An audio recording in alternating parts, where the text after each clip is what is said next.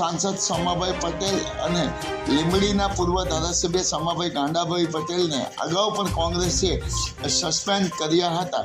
ત્યારે સુરેન્દ્રનગર જિલ્લાની લોકસભાની ચૂંટણી યોજાવા જઈ રહી છે। ત્યારે તરફદાર કોરી પટેલના આગેવાન તરીકે કોંગ્રેસને એક મોટો ફટકો પડ્યો છે। ત્યારે સુરેન્દ્રનગરના પૂર્વ સાંસદ અને તરફદાર કોરી પટેલ સમાજના સોમાભાઈ પટેલને અગાઉ પણ કોંગ્રેસ દ્વારા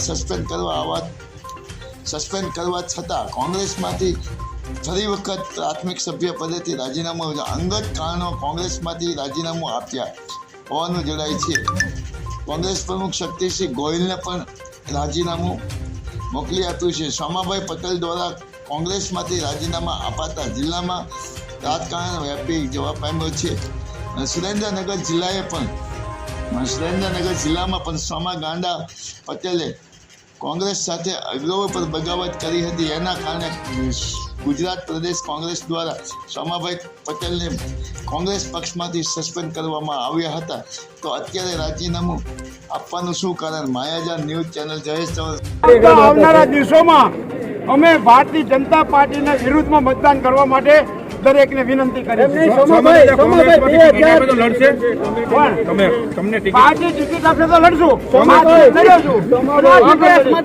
પાર્ટી મને આપે તો। સોમાભાઈ 2014 માં તળપદા કોળી નથી આપી, 2019 માં મોટું કપાય ક્યાં ગાંધે 2014 માં નથી આપી, 2019 માં નથી આપી। એટલે 3 વખત હું બોલે ને 3 વખત અન્યાય કરે છે, એટલે અન્યાય સહન ના થાય એટલા માટે આજે તળપદા કોળી બધા ભેગા થયા છીએ અને એમને બતાવીશું કે કોણ સીટ જીતાય।